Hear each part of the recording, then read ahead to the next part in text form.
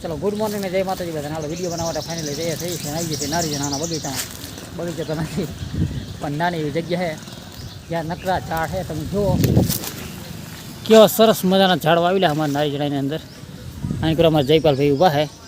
નાનકુર છે અમારે Jayrajbhai.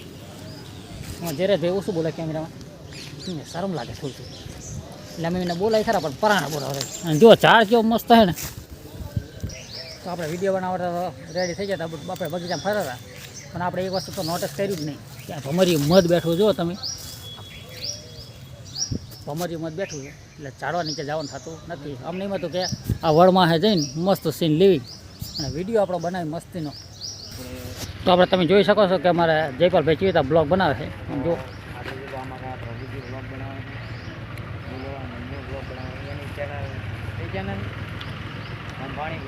રંભાણી vlog Jaipal video બનાવે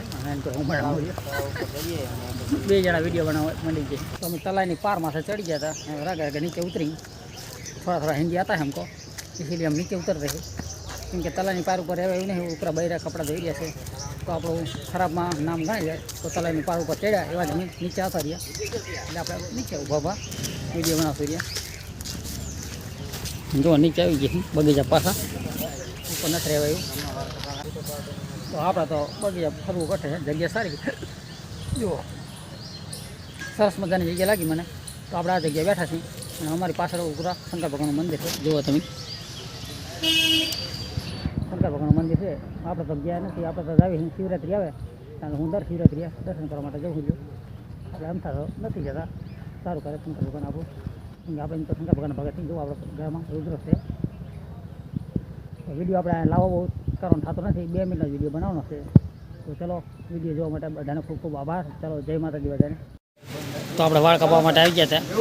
જયરાજ અને જયપાલભાઈ બેસી ગયા વાળ કાપવા માટે. જો દાઢી કરવાનું કામ ચાલુ હોય.